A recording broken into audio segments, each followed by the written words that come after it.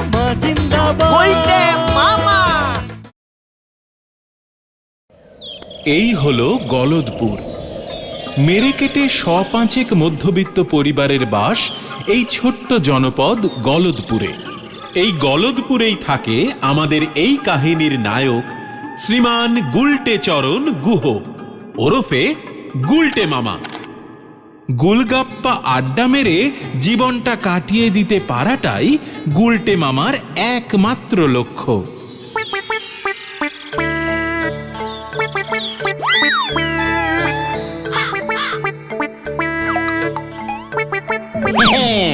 ঘটন পাঁচু, ইচ্ছে করলেই আড্ডা দেওয়া যায় না রে, আড্ডা মারতে জানতে হয়। ভেন্ডিটা এখনো এলো না? তোদের আমি পই পই করে কতবার বলেছি, একটা ডিসিপ্লিন না থাকলে ভালো আড্ডাবাজ হিসেবে জীবনে প্রতিষ্ঠিত হতে পারবি না। ইয়ে মানে ওটা ডিসিপ্লিন না, ওটা ডিসিপ্লিন হবে গুলটে মামা। ঘটন, এত বড় সাহস!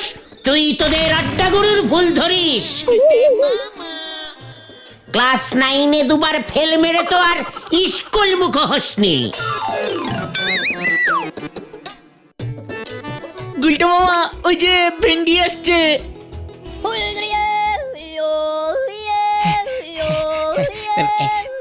সরি সরি গুলটে মামা, একটু দেরি হয়ে গেল আর কি। পাক্কা 6.5 মিনিট লেট করেছিস থেকে আসতে, বলছিস কিনা একটু দেরি হয়ে গেল। তুমি কি বলতে চাইছো একটু খোলসা করে বলবে গুলটে মামা? এই গলদপুরের উত্তর দিকটা কোন দিকটায় পড়বে রে? উত্তর দিক? ইয়ে মানে সূর্য তো নদীর ওপারেই ওঠে, আর উল্টো দিকেই আমাদের স্কুলটা ছিল। স্কুল তো এখনো আছে, তোরা শুধু নেই। ইয়ে মানে স্কুল পশ্চিমে। বুঝাচ্ছি, স্কুলের খেলার মাঠটা হলো উত্তর দিকে। সাবাস পাঁচু, ফাঁকা জমিও পেয়ে গেলাম তাহলে। অপূর্ব, তুমি কি বলতে চাইছো একটু খোলসা করে বলবে গুলটে মামা? করবো মানে? দেখ না কি করি। অত বড় মাঠটা শুধু শুধু স্কুলের বকাটে ছাত্রগুলোর জন্য ফেলে রেখেছে, ওটা এবার একটা বিশাল বড় কাজে লাগাতে হবে। তৈরি হ তোরা, কোমর বেঁধে তৈরি হ, তোদের লিডার গুলটে মামা ডাক ছেড়েছে। তুমি যতই ডাক ছাড়ো, তোমার ডাক হেড স্যার শুনলে তো। গুলটে মামা, স্কুলের মাঠে কিছু করতে হলে কিন্তু হেড স্যারের পারমিশন লাগবে গুলটে মামা। হেড স্যার মানে তো নটু বাবু, নটেশ্বর সরখেল। আমি যেবার আমার স্কুলের জীবন থেকে পদত্যাগ করে আড্ডা জীবনে প্রবেশ করলাম, সেই বছরই নটুবাবু গলদপুর হাই স্কুলে পদার্পণ করিয়াছিলেন। ওরে গলদপুরের বলদ ছেলের দল, তোরা কোনো চিন্তা করিস না, নটুবাবু আমাকে যথেষ্ট ইয়ে করে, আমাকে চেষ্টা করিলেও উনি ভুলিতে পারিবেন না। চল সকলে ওনার সঙ্গে মুখোমুখি সাক্ষাৎ করি। উনি যখন শুনিবেন ওনার স্কুলের একজন প্রাক্তন ছাত্র এত বড় একটি কার্য করিতে চলিতেছে, দেখবি গর্বে ওনার বুকের ছাতি হাতির মতো ফুলিয়া উঠিবে। আরে বাবা, তুমি করবেটা কি সেটা তো আগে বলো। সময় হলেই সব জানতে পারবি। হজম করতে পারবি কিনা গ্যারান্টি দিয়ে বলতে পারছি না। আজ রোববার, এখন হেড স্যারকে নরদার চায়ের দোকানে পাবো, এই ব্যাপারে আমি তোমাকে গ্যারান্টি দিচ্ছি গুলটে মামা। ওরে গলদপুরের বলদ ছেলের দল, তোরা চল রে চল রে চল, দঙ্গল বেঁধে মঙ্গল করতে যাই ওই নরার চায়ের দোকানে।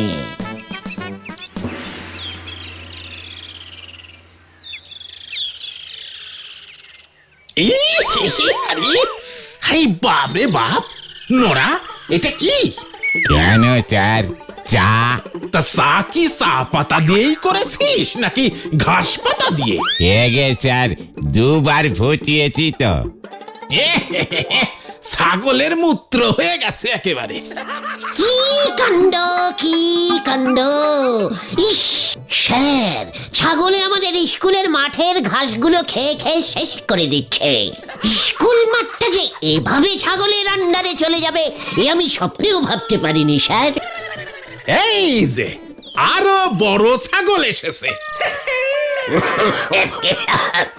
মানে হ্যাঁ স্যার, ঠিকই ধরেছেন, বড় বড় ছাগল। একবার ভালো করে দেখুন স্যার, গরুর মতো সাইজের এক একটা ছাগল। সারাদিন কাজকর্ম করে না, শুধু ঘাস খায়। ছাগলগুলোর কি সাহস! আপনি থাকতে আপনার স্কুলের মাঠে ছাগল! কি সাহস আপনাকে না জানিয়ে ঘাস খায়! তাই বুঝি? এটা বাসা, তা ছাগলের সাথে তোমার পার্থক্যটা কি? তা মতলব খানা কি? ঝেড়ে কাশো তো দেখি, সঙ্গে তো দেখি ছোট ছাগলগুলোও আছে। আপনার পায়ের ধুলো দিন স্যার, আশীর্বাদ করুন আপনার স্কুলের এই প্রাক্তন ছাত্র যেন সফল হতে পারে।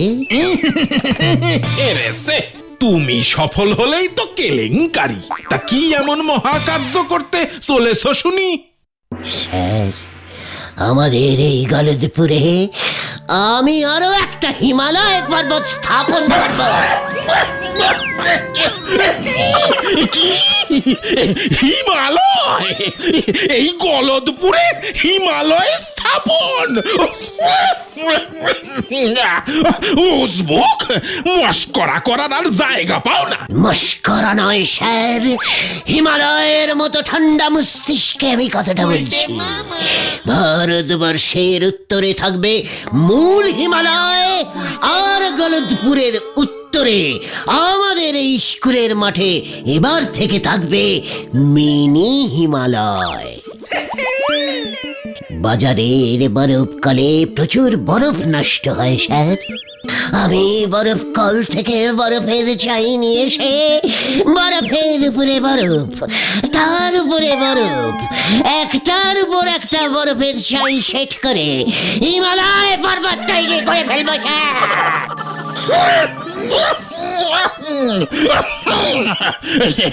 নরা, নরা, এক গ্লাস ঠান্ডা জল দে ভাই। হিমালয় দিচ্ছি, এই জল দিচ্ছি। দেখেছিস খতন, বলেছিলাম না হেড স্যার আমার প্ল্যানটা ঠিক বুঝবেন। হিমালয়ের কথা শুনেই কেমন ঠান্ডা জল চাইছেন। স্যার একদম চিন্তা করবেন আর ঘরে বসেই হিমালয়ের কোলে সানরাইজ দেখতে পাবে, সানরাইজ দেখতে পাবে। এ কি? আরে দাদু পড়ে গেছে! ও নরাদা, জল দাও, জল দাও!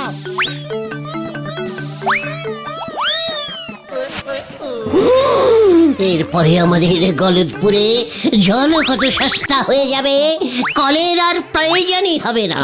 কিভাবে গুলটে মামা? আমার প্রতিষ্ঠিত গলদপুরি মিনি হিমালয়ের বরফ গলে জল হয়ে নদী সৃষ্টি হবে, আর সেই নদী গলদপুরের অলি গলি ঘুরে মানে নরার দোকানের পাশ দিয়ে, পাঁচুদের রান্নাঘরের পেছন দিয়ে, সারের বাড়ির উঠোনের উপর দিয়ে কুলকুল কুলকুল করে বয়ে যাবে। তখন হয়তো স্যার আপনি নৌকোতে চেপে চা খেতে খেতে স্কুলে যাবেন।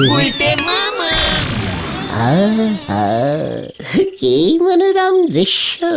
হরি বল, আর আমাদের চায়ের দোকানটার কি হবে? ওরে নোড়া রে, শীত পড়লে লোকজন এমনিতেই বেশি চা খাবে।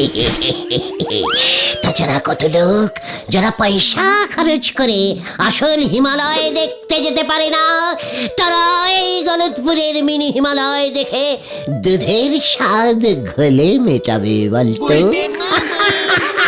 সেই সব পর্যটকরা তো তোর চায়ের দোকানেই আসবে চা খেতে। জয় বাবা হিমালয় কি জয়। গুলটে মামা, স্যার কোনো কথা বলছেন না কেন? ও স্যার, স্যার, ও স্যার। স্যার, ও স্যার, স্যার! দেখেছিস ঘতন, গলতপুরে হিমালয় হবে শুনেই স্যার কেমন হিমালয়ান ঋষিদের মতন ধ্যানে বসে গেছে। এ কি এই স্যারের ধ্যান না ভাঙলি আমি দোকান বন্ধ করবো কেমন করে? স্যার, ও স্যার, বুঝবো তোর মাথায় এবার হিমালয় ভাঙবো আমি। যা যা, চোখের সামনে থেকে দূর হয়ে যা, দূর হয়ে যা বলে দিলাম। হত সারা গুলতানি মারার আর জায়গা পাও না, বলে কিনা গলদপুরে হিমালয় তৈরি করব। এই খেয়েছে হিমালয় তৈরি হবে না স্যার। না,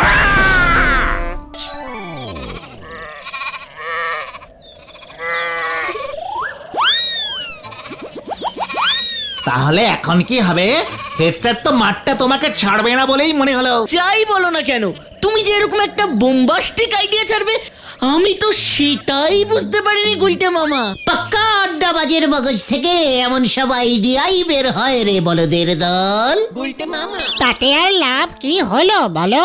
হিমালয় পর্বত তো আর তৈরি করা যাবে না। হেড স্যার তো শুনেই ভিড়মি খেয়েছেন।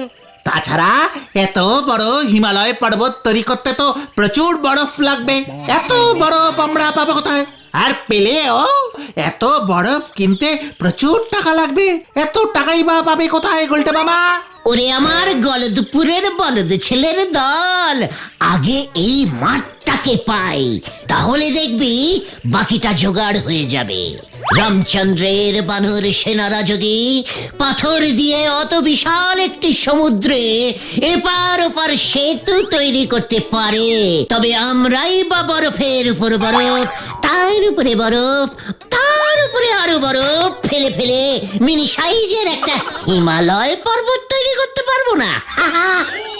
তার মানে তুমি কি বলতে চাও গুলটে মামা, আমরা বানর? না, হাঙর, একদম ইডিয়েস্টিকের মতো কথা বলবি না বলে দিলুম ভেন্ডি।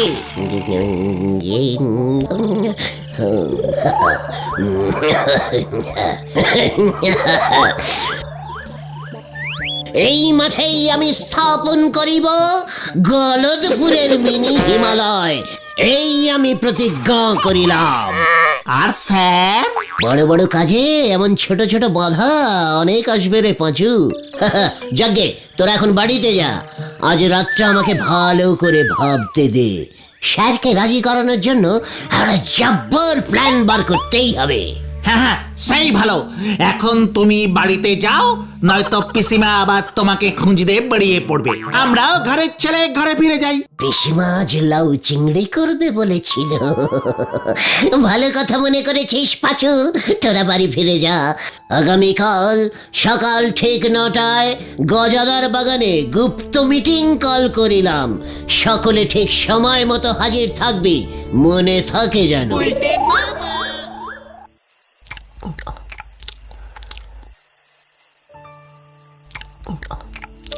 এভাবে আর কতদিন চলবে বলতে পারিস গুলটে? তোর পিসে মশাইয়ের জমানো টাকা তো সব শেষ হয়ে আসছে, এবার তো কিছু একটা কাজকর্ম কর। আর বেশি দিন এভাবে চলবে না পিসিমা। একবারে শুধু হিমালয়টা তৈরি করতে দাও, তারপর দেখবে তোমার দুঃখের দিন শেষ। সারা পৃথিবী থেকে কতগুলো যে সোনার মেডেল পুরস্কার পাবো তা তুমি গুনেও শেষ করতে পারবে না পিসি। কি, তুই হিমালয় পর্বত তৈরি করবি গুলটে? তোর বাপ মা যে কি জিনিস আমাকে দিয়ে গেছে তা যদি একবার ওরা দেখে যেত। তোর ঘাড়ে ভূত সত্যি সত্যি চেপেছে গুলটে, ওঝা ডেকে তোকে ঝাড়াতে হবে দেখছি এবার। কি কি কি কি কি কি কি বললে? ভূত? ইয়েস পিসিমা, ভূত। ভূত এবার সত্যি সত্যি চাপবে।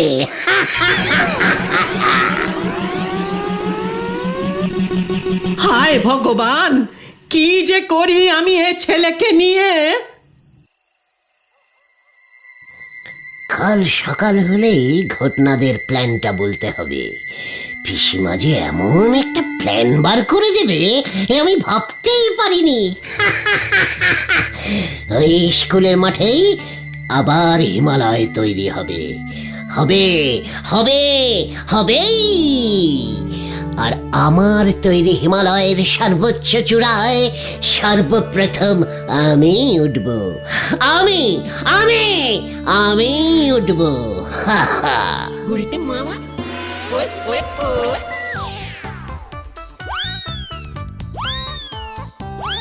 এই তো, আর একটু গুলটে মামা, আর একটু। গুলটে মামা। আমি আর পারছি না রে উঠতে। ওরে বাবা, পারবে পারবে গুলটে মামা পারবে। তোমার তৈরি হিমালয়ের চূড়ায় তোমাকেই প্রথম উঠতে হবে। এই স্লিপ কাটছে। এই গেলুম রে। ও বাবা, উড়ি বাবা রে, গোবরটা বুঝি গেল রে। উড়ি বাবা, আমি কি স্বপ্ন দেখলুম রে। ওরে বাবা।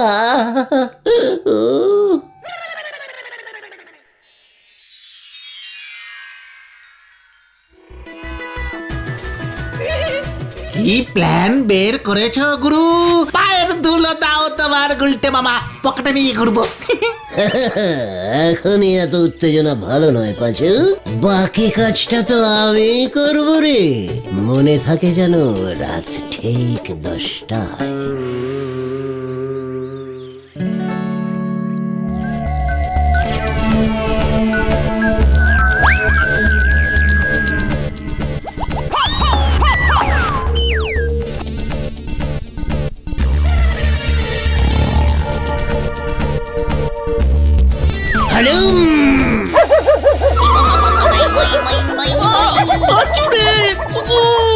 আমার মা। যা যা যা, ওই যে ওই যে ওই যে।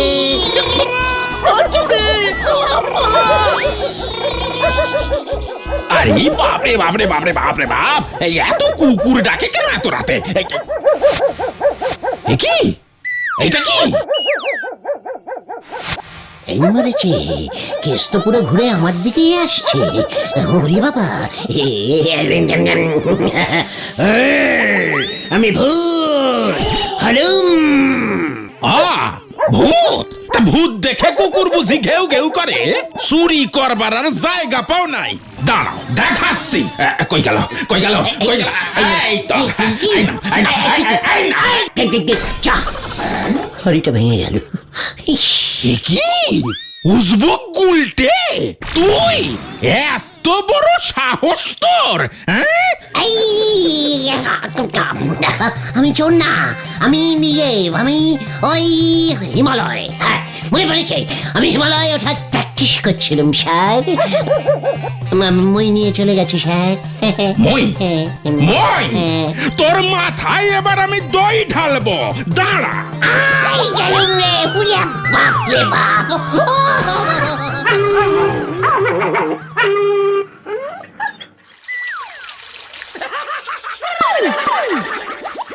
ওরে বাবা, বাঁচাও, বাঁচাও, বাঁচাও, বাঁচাইয়ে, বাঁচাইয়ে।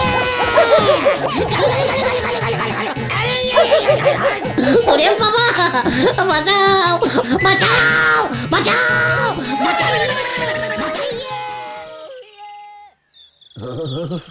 ওরে বাবা, ও মাগো, ও মাগো, তোরা যে এইভাবে আমার সাথে বিশ্বাসঘাতকতা করবি আমি বুঝতে পারিনি রে। আমায় আগায় তুলে মই সরিয়ে নিলি। কি করবো গুলটে মামা, ওই কুকুরটা এসেই তো সব গন্ডগোল করে দিল। আমি আর হিমালয় পর্বত স্থাপন করব না রে ভাইগণ। কেন গুলটে মামা, কেন আমাদের উপর রাগ করে? না রে ভাইটু, ওই কুকুরগুলোর জন্য। মানে সামান্য কুকুরের ভয়ে তুমি তোমার এত বড় একটা পরিকল্পনা বাতিল করে দেবে গুলটে মামা? ভয় না রে, ভয় নয়, ভালোবাসায়। মানে? হ্যাঁ রে ভাইটুগণ, ওই কুকুরটার রাগের কারণ আমি বুঝতে পেরেছি। কি কারণ গুলটে মামা?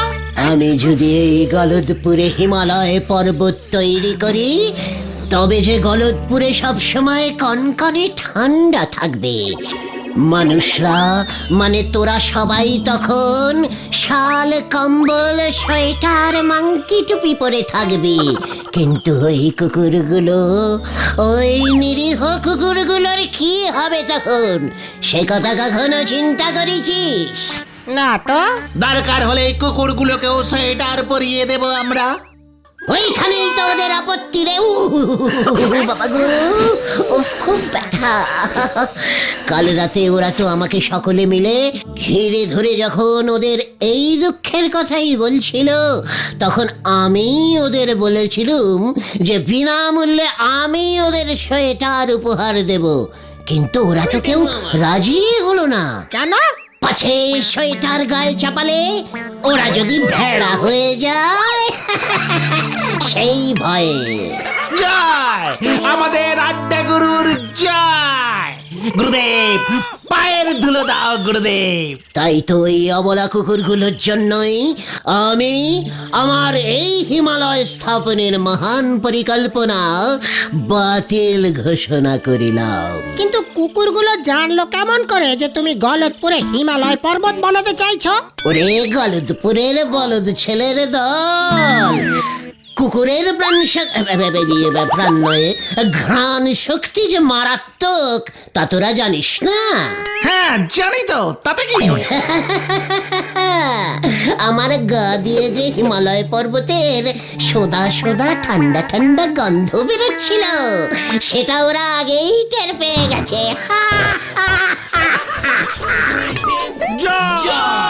আড্ডা গুরু গুলটে মামার জয়। ওরে বাবা, ও বাবু, ও বাবু।